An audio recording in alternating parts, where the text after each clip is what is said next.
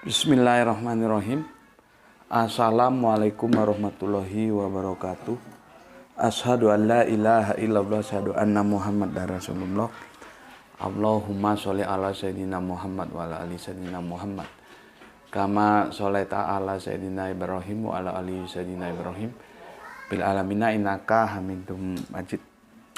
Sebelumnya kita panjatkan dahulu doa kepada Gusti Allah Agung untuk saudara-saudara kita yang telah memberikan sholawatnya kepada channel dakwah ini, sehingga channel ini dapat dengan setia, dengan eksis hadir dalam ruang-ruang diskusi kalian semuanya dimanapun kalian berada, tentu dengan sebuah harapan insya Allah sholawat itu akan menjadi catatan langit amal soleh bagi mereka dan keluarganya kelak, dan insya Allah akan terbalaskan dengan balasan yang lebih baik lagi. Kemudian untuk seluruh power terkasihku dimanapun kalian berada, di mancanegara, di dalam negeri, aku ucapkan terima kasih atas apresiasinya. Semoga selalu always dan tidak pernah never tetaplah bertumbuh menjadi satu pribadi tangguh, yaitu anti skip dan anti download. Bagi yang berkenan silahkan saja di share, tapi linknya ya, linknya. Jadi jangan diunduh, dipotong-potong nggak karuan lalu diunggah ulang. Aku tidak pernah kasih izin untuk hal-hal yang seperti itu, ya. Jadi tolong jangan dilakukan seperti itu. Kalau memang mau ambil peran, ambil bagian dalam dakwah, ya sudah, ya tinggal nge-share saja linknya, itu kan jauh lebih nggak ribet gitu loh. Share aja linknya gitu ya. Mungkin ada yang berkepentingan atau memang sangat diperlukan untuk data-data akademis dari channel ini. Ya nggak apa-apa, silakan saja video mana yang dimaui, tapi konfirmasi dulu. Ya, konfirmasi dulu ke aku lewat nomor WA, kan ada nomor WA di setiap awal kajian kita itu. Ya, nanti aku pertimbangkan kalau memang itu untuk kemaslahatan, untuk kebaikan dunia akademis kita, ya kenapa tidak. Tapi kalau malah sebaliknya, yang tentunya nggak aku kasih dong. Gitu ya. Oke. Setelah itu semuanya aku nggak bisa sebutkan satu persatu nama-nama kalian. Aku ucapkan terima kasih atas apresiasinya berupa doa-doa baik untukku dan keluarga, dan aku juga berdoa semoga kebaikan doa-doa itu juga Gusti Allah curahkan untuk kalian semuanya dalam rahman rahimnya. Sebagai sesama saudara muslim, kita saling mendoakan dalam kebaikan, dan insya Allah doa kita bagian dari sekian banyak doa yang diijabahi oleh Gusti Allah Agung. Amin amin ya rabbal alamin. Oke, kita lanjutkan kajian kita ya. Minum dulu. Bismillahirrahmanirrahim. Kopi siang. Kita lanjutkan kajian kita, dan aku perlu, oh iya, mumpung aku ingat, ini dikasih hadiah dari Guram and Rukam. Ya, aku recommended untuk kalian miliki. Tapi aku nggak tahu belinya di mana. Buku ini sampai berapa halaman ini ya? 200-an halaman ini, ya. Ditutup di 244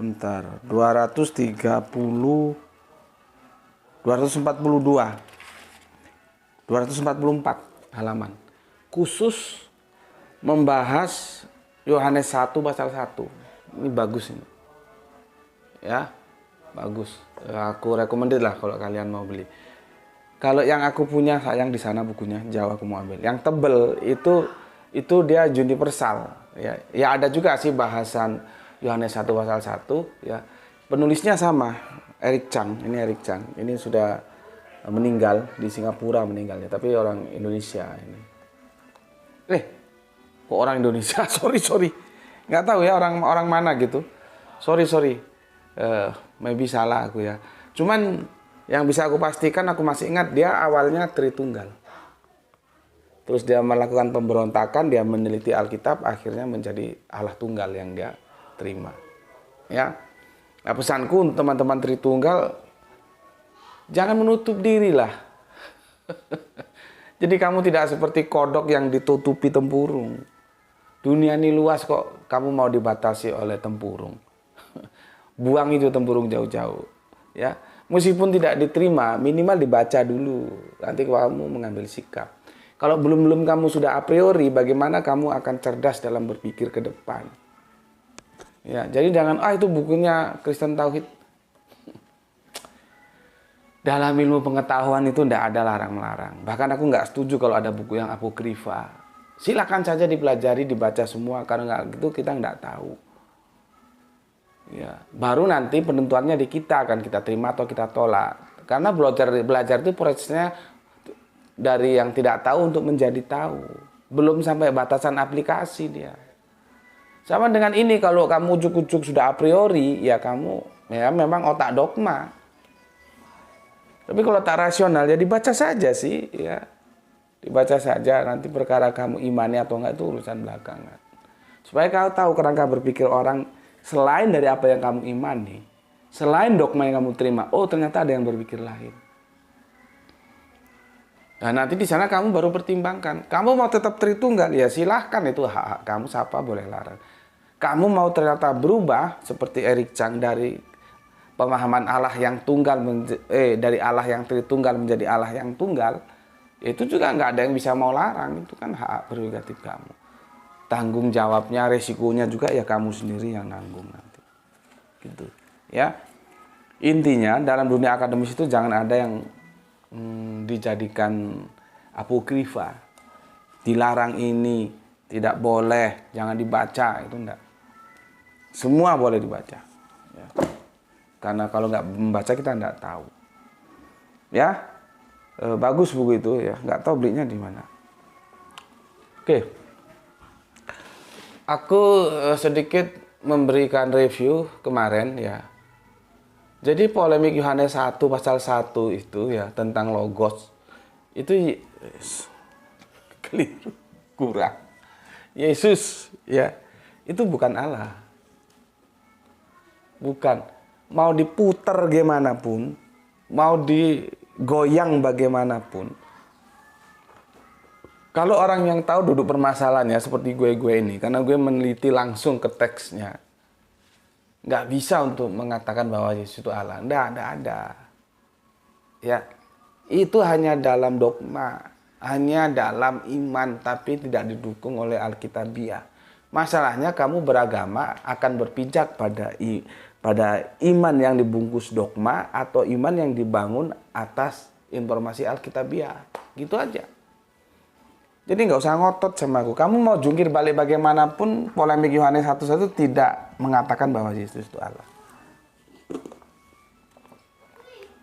Mungkin apa yang kamu terima dari kata-kataku itu sedikit, bukan sedikit, sangat pahit gitulah ya. Karena itu bertentangan dogma yang kamu baca. Tapi ingat, ketika kamu nanti mati, kamu tahu bahwa pahit yang aku berikan kepadamu adalah obat. Obat yang akan menyelamatkanmu nanti di penghakiman terakhir. Karena resikonya besar. Sudah jelas dikatakan kok, jangan ada Allah lain, kok Yesus kamu alahkan, Roh Kudus kamu alahkan. Nah, saya nggak ngerti sih kalimat jangan adakan Allah lain.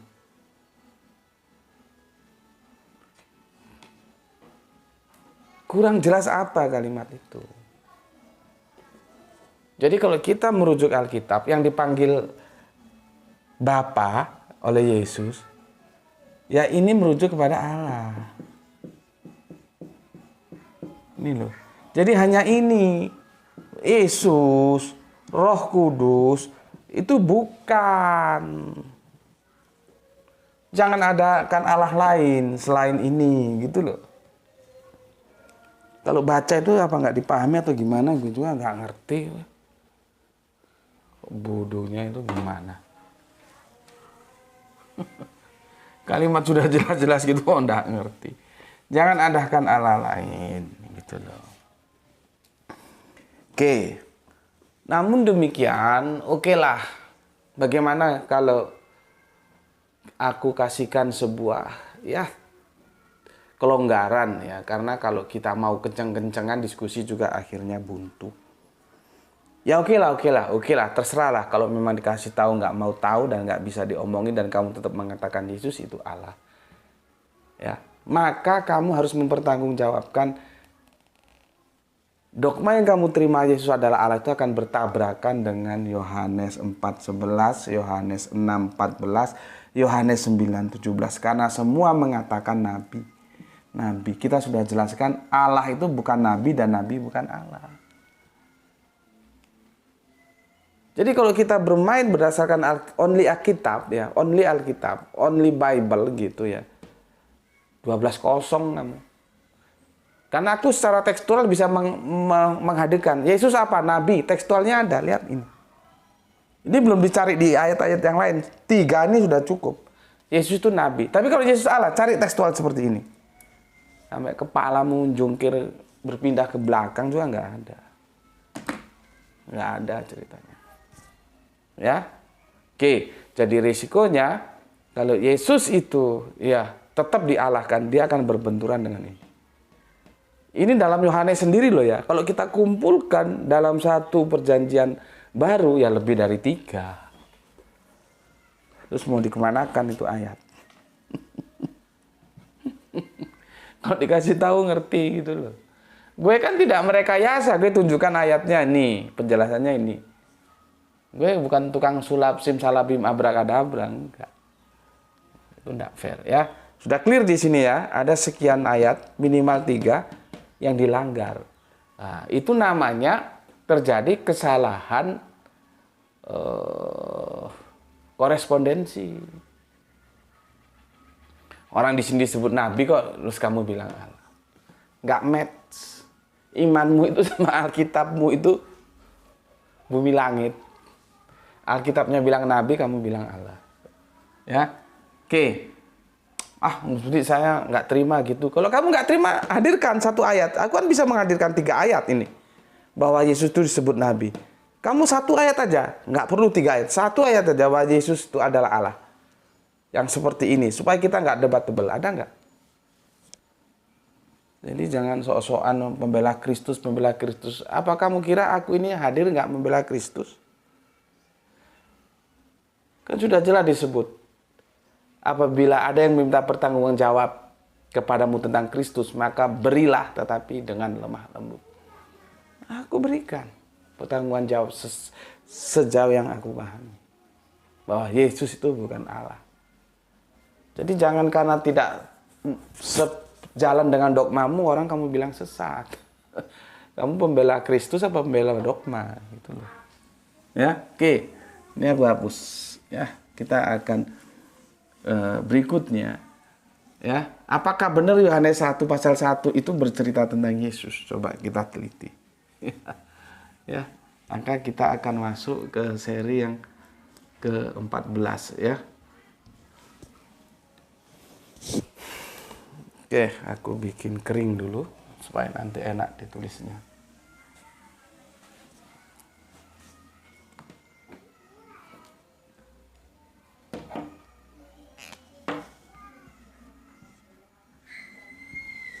Masih basah.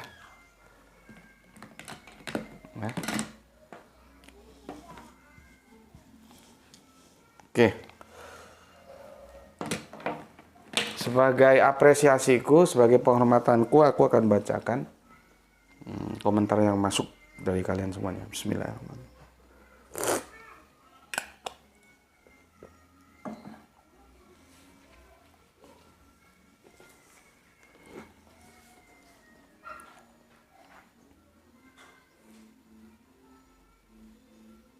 Oke, sebentar, ini semoga tidak lemot ini ya. Oh, balik lagi dia. Sebentar, sabar ya.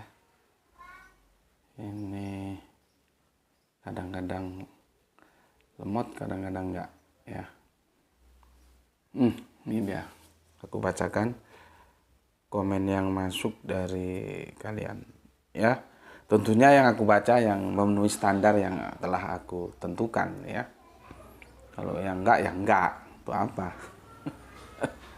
Biarin saja, ya. Aduh, sebentar. Suwan. Oke. Kemarin seri yang ke-13,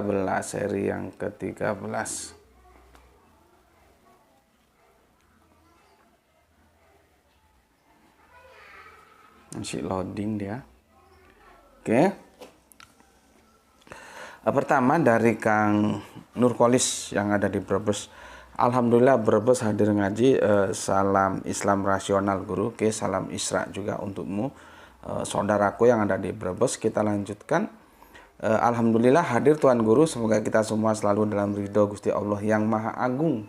Salam Isra dari soleha kita yang ada di Palu, Gispati. Oke, terima kasih Gispati, ya. Kita lanjutkan soleha kita Rini, ya. Rini, Demak hadir Gus. Oke, monggo. Cukup lumayan panjang, ya. Logos adalah salah satu konsep kunci dalam agama Kristen. Kata logos atau dalam bahasa Ibrani dafar sangat erat hubungannya dengan penciptaan, kristologi, soteriologi, dan teologi. Oke, aku komentarin dulu. Gue nggak apa ya? Nggak merasa nggak nyaman kalau diginikan. Kata logos atau dalam bahasa Ibrani dafar, gue nggak nyaman. Jangan dibawa-bawa ke Yunan, ke Ibrani. Nggak ada hubungannya orang itu bahasa Yunani kok. Makanya kan gue bilang, sejak awal gue bilang ini sebetulnya bukan firman. Kalau dia firman harusnya dalam bahasa Ibrani atau Aramaik. Nggak mungkin dong Nabi Isa itu, kanjeng Nabi Isa itu atau yang disebut Yesus itu orang Israel, lalu dia dapat firman pakai bahasanya orang bangsa Yunani, kan nggak mungkin. Makanya nggak usah dikait-kaitan dengan Ibrani, dafar segala macam. Bukan nggak boleh, cuman nanti itu orang yang awam akan menyangka bahwa itu ada kaitannya, padahal nggak, ini putus-tus. Orang Israel aja itu nggak mengenal bahasanya, gitu deh, ya. Jadi nggak usah dibawa-bawa ke Ibrani. Kecuali ini terjemahan dari Ibrani diterjemahkan ke Yunani, nggak masalah. Kalau begitu sih oke, seperti Bible kan begitu, ya. Ada yang Vulgata itu, ya. Ada yang Septuaginta juga ada. Septuaginta itu katanya 70 orang. Apakah benar 70 orang yang menerjemahkan, gue juga nggak ngerti, ya. Kalau di sini jangan. Karena dia orinya memang sudah Yunani. Sehingga kalau dikait-kaitan dengan Ibrani itu seolah-olah itu terkait, padahal tidak. Itu aja yang aku kurang serk. Tentang penciptaan, kristologi, soteriologi, dan teologi, oke, cuman aku lebih cocok itu merujuk kepada penciptaan, bukan yang lain.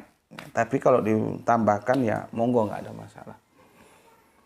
Ya, sosok Kristus seringkali diidentikan dengan logos atau firman Allah yang menjadi daging di dalam teologi Kristen. Nah, sekarang sejauh mana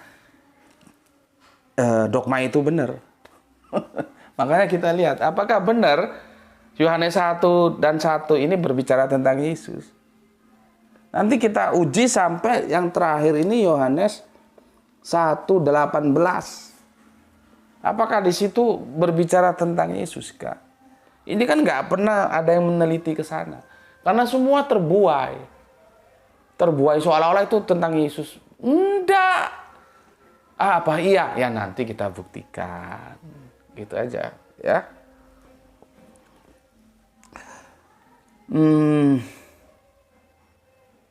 Logos, kata logos berasal dari bahasa Yunani yang berarti sabda atau buah pikiran yang diungkapkan dalam perkataan, pertimbangan, nalar atau arti. Mantap. Nah, ini mantap ini. Gue oke kalau yang ini.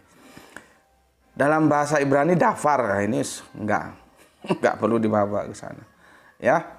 Oke, terima kasih untuk komentarnya dari Rini Satriani, soleha kita yang ada di Demak, ya. Oke, kita lanjutkan kepo mania, ya. Nyimak selalu kawan dari Kepo Mania Randu Belatung Blora, Jawa Tengah. Monggo Kang Mas, silahkan salam Isra untukmu. Kita lanjutkan Kang Mas Wahyu Junaidi. Assalamualaikum Gus. Waalaikumsalam. Nyimak kajian dan salam Isra. Salam Isra juga untukmu yang ada di Singosari. Kita lanjutkan Riwak 4172 Jakarta Selatan hadir Gus. Mantap. Silahkan. Ya, kita lanjutkan ke Bandung, Kang Hermana Nata Wijaya. Assalamualaikum warahmatullahi wabarakatuh. Salam Isra buat semuanya. Mantap. Kang Sahran Gipari menyimak begitu tayang. Oh, mungkin lagi ada waktu luang ya, nggak seperti biasanya nyimaknya di malam hari. Oke, komen ketiga sambil menghirup kopi coklat. Wow. Kalau gue kopi hitam, bukan kopi yang berwarna coklat. Ya, nah sama dengan ini. Sama-sama penggemar kopi. Oke, Kang Sarana Tunun. Ya, ternyata peminum kopi juga kita. Kang Irfan Al-Akbar, ya Kang Lex. Terima kasih Kang Irfan kemarin di paket kopi Kerinci Jambi ya. Batu sempat menyimak masih di Kerinci Jambi. Mantap, terima kasih untuk Kang Irfan Al-Akbar ya. Bapak kita Abdul Muluk, Assalamualaikum dari Serdang Jinimak Gus salam Isra. Terima kasih. Oke, terima kasih Kang Harmas Edison. Terima kasih tiga jempolnya. Soleha kita Rini menukil Lukas 24:19 sabda. Katanya kepada mereka, apakah itu? Jawab mereka, yang terjadi dengan Yesus orang Nazaret. Dia adalah seorang nabi, sudah gue hapus. Nabi yang berkuasa dalam pekerjaan dan perkataan di hadapan Allah dan di depan seluruh bangsa kami. Nabi. Orang Israel, bangsa kami, kan ini konteksnya Israel, itu mengakui nabi. Lah kok kamu yang sekian tahun tiba-tiba mengakui Allah, itu gimana? Pokoknya dipikir tuh jawabannya gimana. Kalau lu tanya sama gue, kenapa Al-Quran itu bisa ngomentari peristiwa penyalipan misalnya ya. Yang itu terjadi ya katakanlah 700, sebetulnya antara 650-an. Nah sudah kita dibulatkan. Antara 700 yang lalu, 700 tahun yang lalu, 7 abad.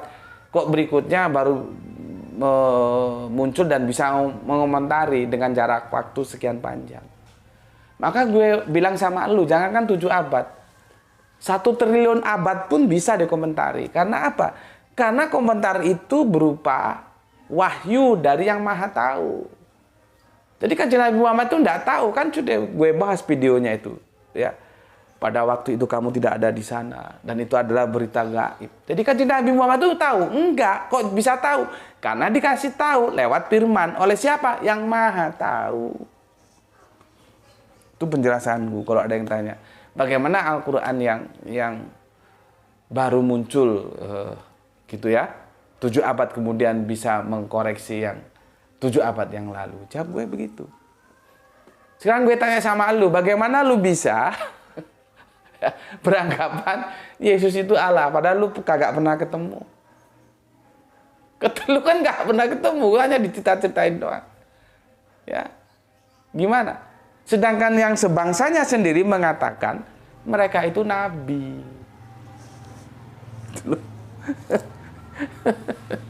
Ya, lihat ini ya.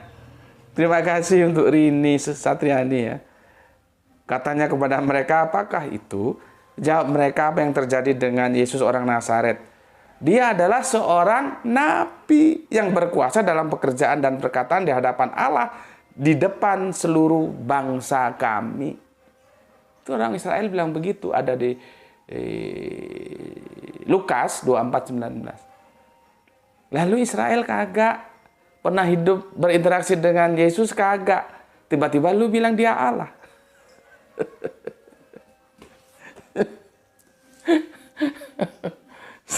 Semoga apa yang disampaikan Rini itu menjadi trigger untuk kalian semua ya. kenalilah, terimalah Yesus sesuai dengan yang Alkitab katakan. Jangan mengada-ada sesuatu yang tidak ada. Ya, oke. Terima kasih untuk Rini Satriani ya. Kemudian Kong Kali Kong menyimak Gus, sehat selalu beserta keluarga. Oke, terima kasih, doa yang sama untukmu. Saya lebih percaya para koruptor di ibu kota daripada Yesus adalah Tuhan dalam kurung Allah. Kalau gue sama, nggak ada yang gue percaya, semuanya itu penipu. Tapi kalau masih percaya sama koruptor ya terserah. Ya, oke, terima kasih untuk Kong Kali Kong ya. Kita lanjut soleha kita Aisyah. Assalamualaikum Waalaikumsalam. Matur nuwun untuk soleha kita Aisyah yang ada di Surabaya dan salam Isra untukmu ya. Kemudian Aljus The Peace. Oke, terima kasih. Mantap Kang Aljus The Peace terus ya. Oke, aku sudah nggak punya hutang ya. Sudah aku baca semua dan kita akan masuk ke dalam materi kita ya. Semoga bisa selesai ya, pelan-pelan ya. Pelan-pelan.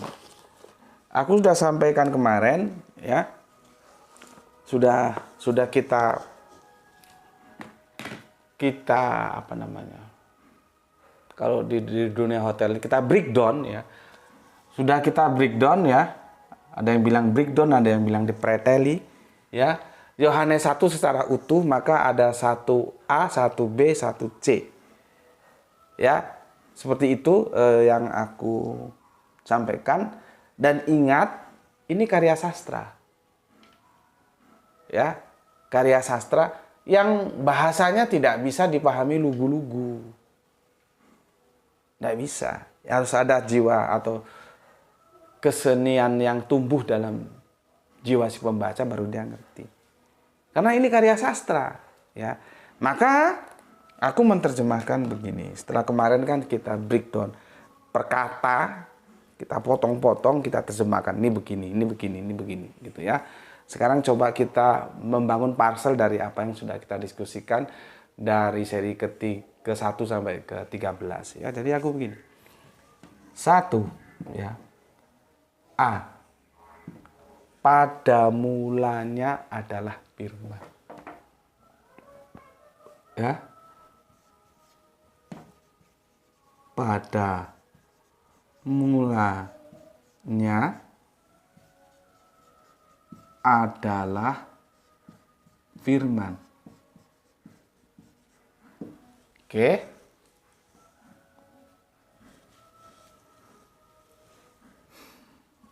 Oke ya. 1A, 1B.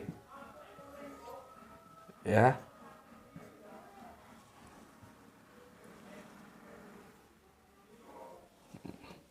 Ya, firman itu, ini yang sulit untuk menjelaskannya bagaimana. Firman itu, jadi 1B menjelaskan 1A, menjelaskan firman. Firman itu, ini, pros, yang kemarin sudah kita bahas 2 seri langsung, hanya untuk membahas pros. Kurang jelas ya apa. Bukan bersama-sama dengan. Bersama-sama dengan itu sin. Makanya, Injil sinoptik, jadi dianggap sama padahal ya nggak sama sebetulnya. Itu contoh penggunaan sinoptik. Nah, kalau maunya di sini bersama-sama dengan, maka pakai sin, nggak pakai pros. Ini kan pakai pros, maka yang tepat itu firman itu menuju ya kepada Allah. Tonteon.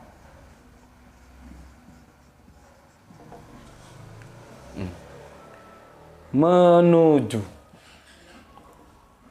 ya.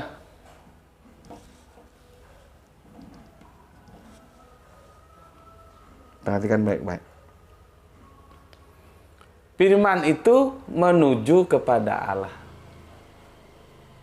Artinya firman itu pusatnya ya Allah itu. Makanya dia tidak bisa untuk lepas dari Allah. Itu loh. Ya. Ya.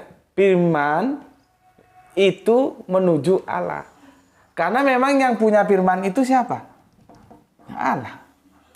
Firman-Nya siapa? Firman-Nya Allah. Jadi ini noun, bukan person. Bukan personal.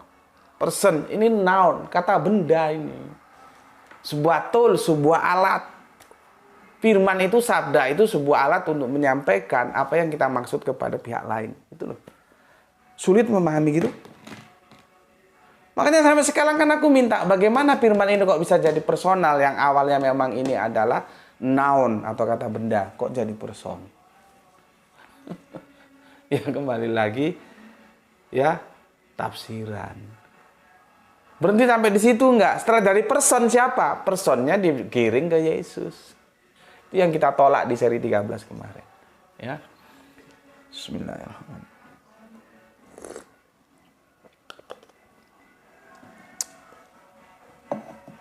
Oke. Nah. Ini 1C ya. Firman itu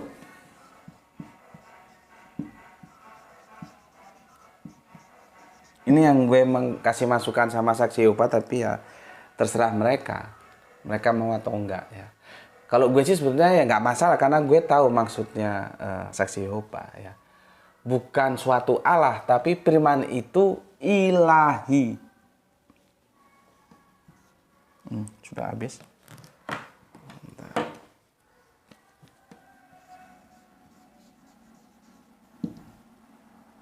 Ini loh.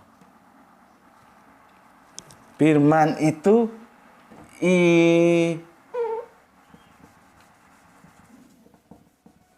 ilahi.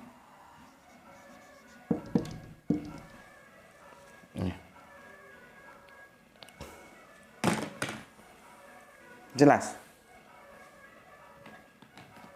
Aku ulangi. 1A pada mulanya adalah firman, 1B firman itu menuju kepada Allah.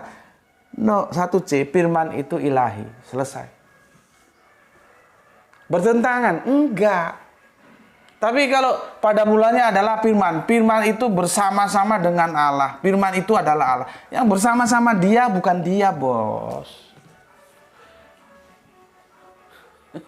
Yang bersama dia bukan dia. Ya. Kalau sini kan sudah hilang ya. Prosnya sudah kita benarkan menuju ya. Ini tidak lagi adalah dia, adalah Allah, enggak. Jadi pada mulanya adalah firman. Siapa yang punya firman? Ya Allah. Maka firman itu menuju kepada Allah. Firman itu ilahi. Karena apa ilahi? Lah yang punya Allah. Gue tanya, ini pesan yang mau dimaksud oleh syair ini, itu khususiyah atau umumiyah? Coba kamu renungkan. Nih ya, nih. Kita nggak usah kemana-mana, kesini aja dulu. Meskipun nanti gue bawa ke ayat yang berikutnya ya. Sampai ayat ke berapa? 18. Pertanyaan gue, ini pesan sastra ini dia sifatnya khususiyah atau umumiyah? Khusus atau umum? Khusus atau umum? Kalau bahasa kerennya itu spesialis ya, atau universal. Nih, mana ini?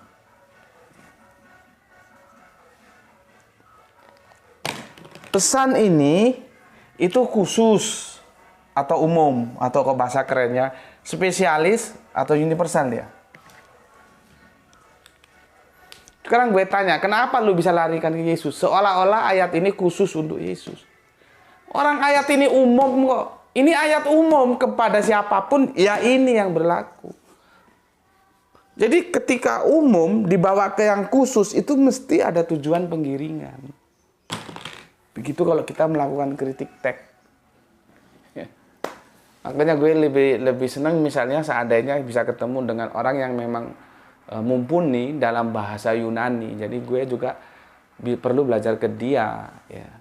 Maka sejauh yang gue sudah translate, ini lu nggak harus setuju loh ya.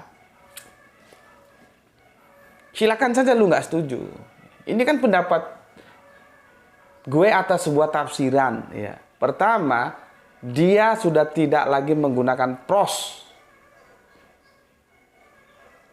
sebagai ya bersama-sama dengan, tapi pros yang menuju kepada yang gue pakai.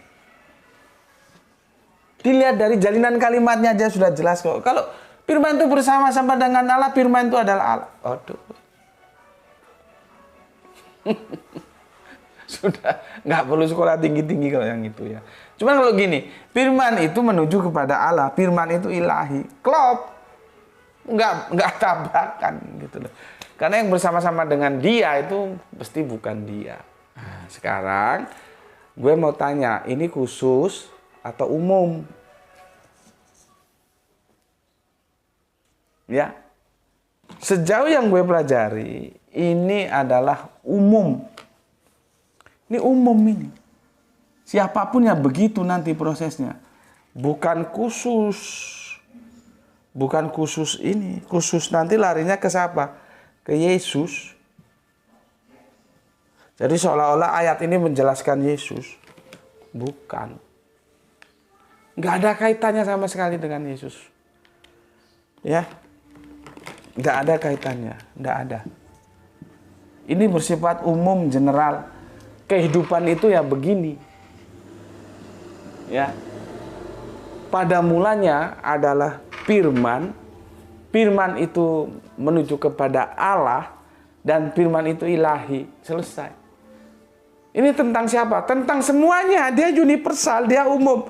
Tidak khusus ke personal tertentu. Nanti digiring lagi personal itu Yesus. Apa alasannya?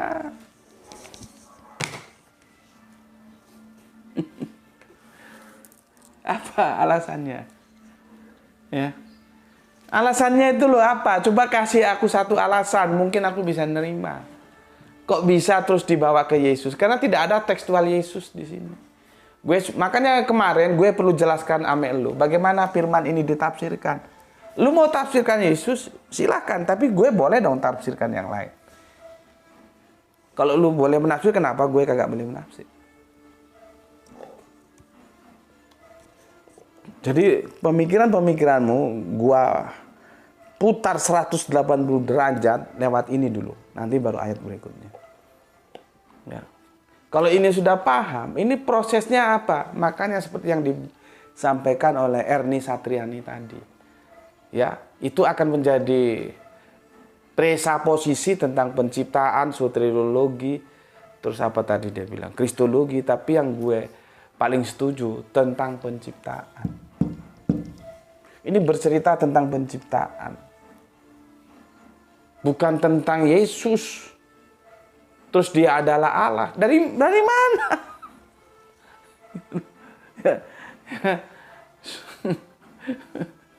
Bismillahirrahmanirrahim.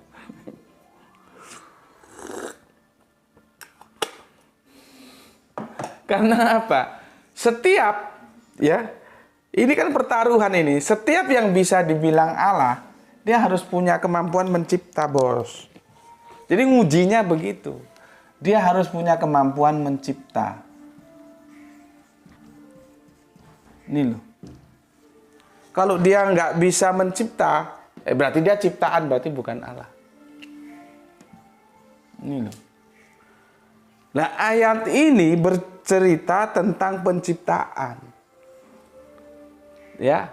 Tapi bagaimana kita memahami sabda, kata-kata, firman, ucapan, insya Allah nanti di seri ke-15 aku ajarkan. Ya. Jadi jangan ada dalam otakmu itu, misalkan ini Allah mau bikin angin gitu. Terus dia ngomong, jadilah angin, terus akan jadilah angin. Terus mau bikin pohon duren misalkan, harus berfirman dulu. Jadilah pohon durian terus pohon durian. Apa begitu? Apa begitu? Apakah Allah ketika mencipta, dia harus berfirman? Itu loh maksud gue, lu ngerti nggak? Tapi kalau lu pahami firman seperti gue berkata-kata, gue bersabda nih, ya kacau. Karena itu harafiah banget. Sedangkan ini metafora. Jadi jangan lu kira, ya firman di sini firman apa saja ketika Allah mau menciptakan dia harus bersabda, harus ngomong, harus berkata-kata tentang apa yang mau diciptakan. Tidak begitu, bos. Insya Allah besok di seri yang ke 15 bisa kita uraikan di sana. Ya, coba gue mau tanya dulu. Yesus bisa menciptakan apa? Kalau lu ngotot bahwa firman ini adalah Yesus, ya, tolong dong gue kasih tahu ayatnya mana. Yesus bisa menciptakan apa? Paling-paling lu lari nanti ke Yohanes berapa itu? Mulai Yohanes 1, 2, ya, segala satu diciptakan ya oleh Dia. Itu sudah 3 tahun yang lalu sudah gue bahas. Bahwa diksi oleh itu seharusnya diterjemahkan melalui. Bukan oleh. Itu pun kalau kamu katakan bahwa firman itu Yesus. Gitu loh ya. Makanya sekarang ya tolong. Jadi nggak usah ribet, nggak usah kamu cari data, kemudian kamu kapitalisasi untuk menyerang pemikiran gue yang gue tahu. Enggak. Capek lu, ya. Gue kasihan sederhana saja. Nih Alkitab tunjukin sama gue Yesus pernah mencipta apa. Clear ya. Tunjukin sama gue Yesus pernah mencipta apa. Kalau lu jawab pakai Yohanes 2, itu kan mulai Yohanes 2 itu, coba gue baca ya. Yohanes 2. Sebentar. Yohanes bukan Yohanes 3, sorry. Ya. Segala sesuatu dijadikan oleh Dia dan tanpa Dia tidak ada satupun yang telah jadi dari segala yang telah dijadikan. Itu jelas gue tolak jauh-jauh. Pertama apa? Dia itu tidak mengarah ke, kalau lu kan kerangka berpikirnya Dia itu mengarah ke firman, step pertama, dan firman itu Yesus, kan begitu. Di sana aja kita sudah nggak ketemu karena ini universal, bukan khusus ya. Ini umumiah, bukan khusus tentang Yesus ini. Di situ aja sudah masalah. Belum lagi tentang terjemahan di sini kan diterjemahkan segala sesuatu dijadikan oleh. Kamu tarik edisi Yunaninya, itu bukan oleh tapi melalui. Videonya nanti Rini mungkin bisa bantu ya. Itu sudah kita bahas jauh-jauh. Makanya aku bilang ketika nonton ke sini, tiba-tiba dia tonton satu video, dia komentar, dia akan, orang Jawa bilang apa? Kecelik. Karena yang dia tanyakan itu sudah kita bahas 2 atau 3 tahun yang lalu. Sama di sini, kamu akan menunjukkan Yohanes 1:3, kamu ngotot. Ini Gos, Yesus menciptakan. Nanti dulu, bos.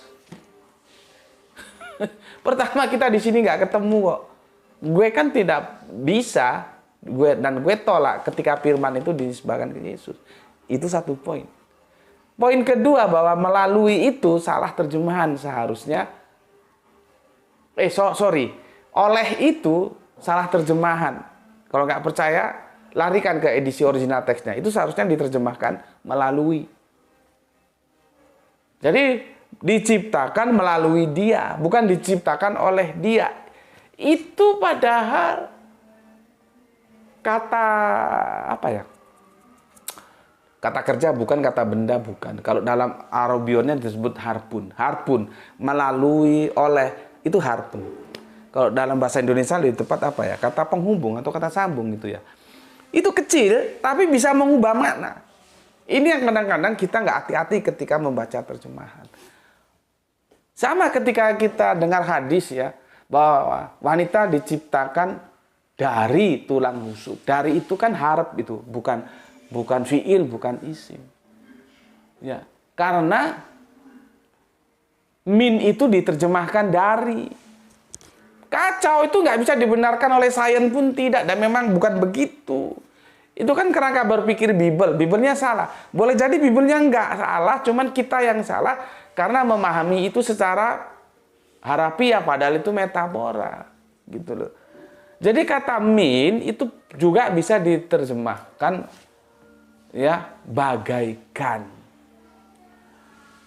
Bisa kamu lihat di surat Al-Baqarah itu mingkobelik. Nah, itu kan tentang perintah puasa Ramadan. Ya. Seperti, sebagaimana, bagaikan, begitu.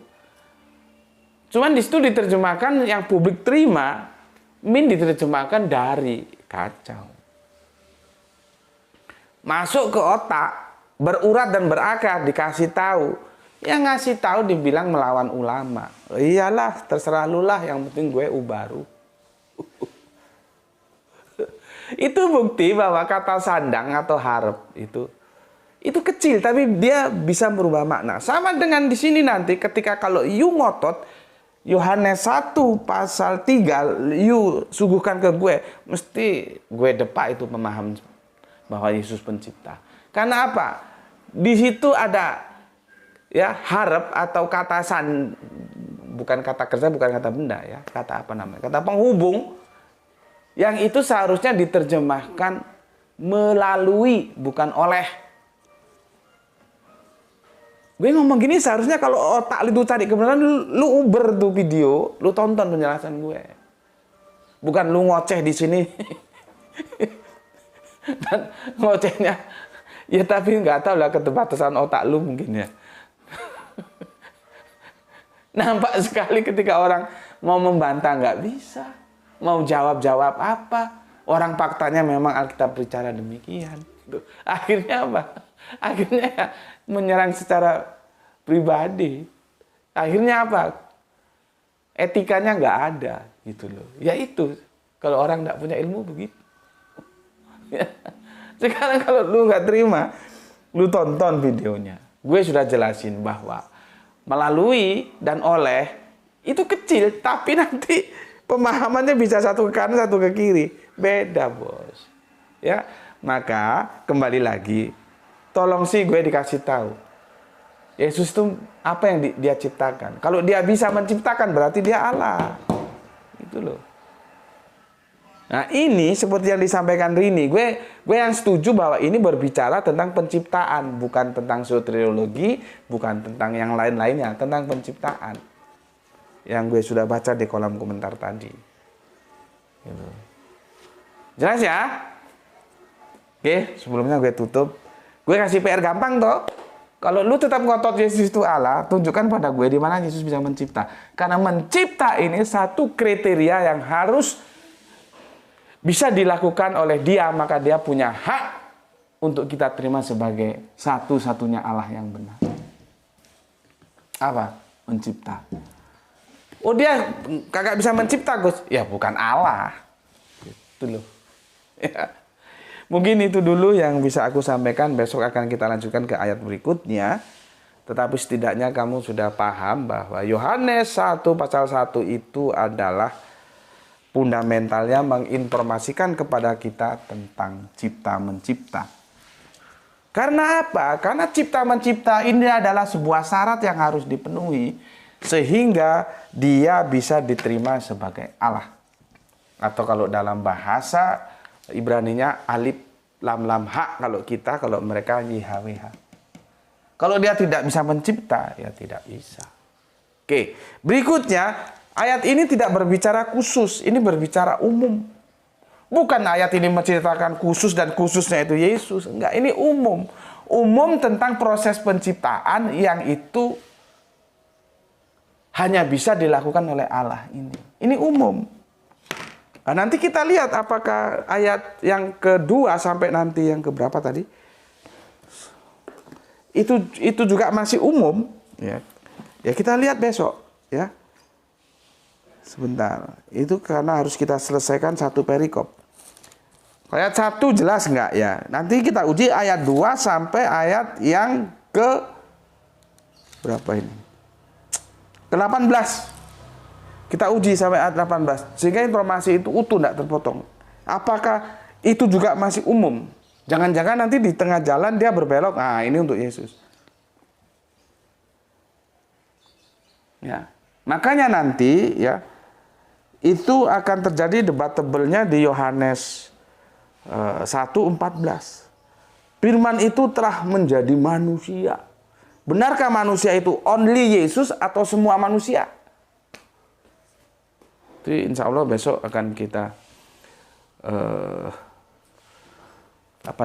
kita coba kaji bareng-bareng, ya. Oke. Jelas ya PR-nya ya. Tolong carikan di mana Yesus bisa mencipta.